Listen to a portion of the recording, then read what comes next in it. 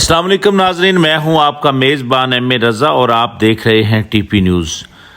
नाजरीन, जिस तरह रिंग रोड के मुतल्लिक हमने आपको बर वक्त हर इत्तला पहुंचाई है, कोई भी नई छोटी से छोटी खबर भी रिंग रोड के मुतल्लिक आई है तो उसके मुतल्लिक हमने आपको ज़रूर आगाह रखा है।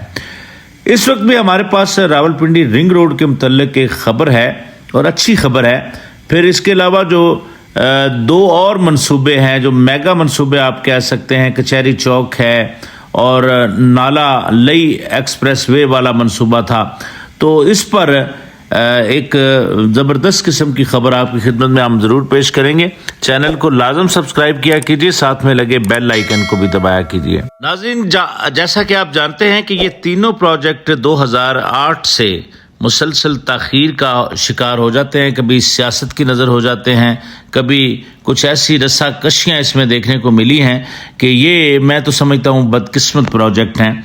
बहरहाल आज एक अच्छी खबर आई है कि रिंग रोड की जो इंटरनेशनल बिडिंग का फैसला किया गया, तो इसमें नाज़रीन आपको याद होगा कि पिछली जो हुकूमत थी PTI की, उसने इसका बाकायदा प्राइम मिनिस्टर इमरान खान थे उस वक्त के, उन्होंने इसका इफ्तिताह भी किया और जो उस वक्त के कमिश्नर थे उन्होंने भी बहुत मुतहर्रक अपने आप को जाहिर किया और दिखाते रहे कि वो हर जगह पहुंच रहे हैं और जल्द अज जल्द इस प्रोजेक्ट को मुकम्मल करने के लिए वो संजीदा हैं।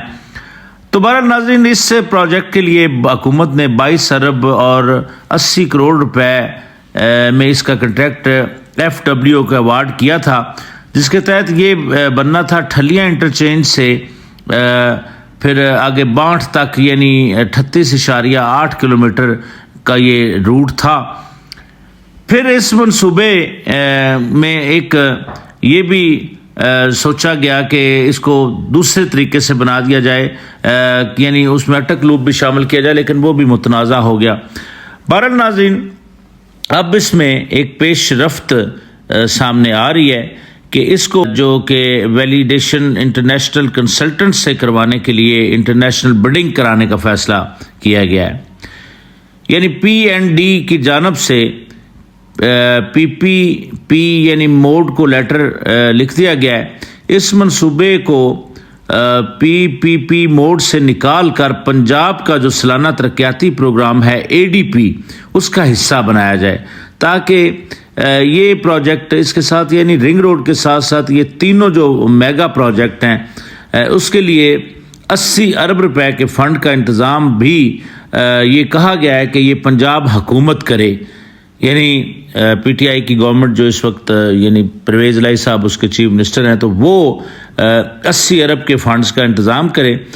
इस प्रोजेक्ट के साथ साथ फिर ये होगा कि कचहरी चौक अंडरपास फ्लाई ओवर का जो डिज़ाइनिंग है, उसके जो मंसूबे का हातमी तौर पर जो रूट है उसका फाइनल होने के लिए अब एक मरतबा फिर इन मुजवज़ा मंसूबे के डिज़ाइन पर तब्दीली की तजवीज़ सामने आ गई है, जिससे ये होगा कि ये थोड़ा सा लंबा हो सकता है। लेकिन अगर प्राइवेट पार्टनर्स की हम बात करें, अगर वो शामिल हो जाते हैं, तो जिस तरह कल आपने देखा है कि अरसा दराज से वो भी तकरीबन इतने 15 साल ही हो गए, उसको भी सक्खर और हैदराबाद मोटरवे भी, तो वो भी इल्तवा का शिकार था। अगर वो बन सकता है, उसके लिए फंड्स आ सकते हैं, क्योंकि मंसूबे बनने चाहिए, अवाम को उसका फ़ायदा ज़रूर होना चाहिए।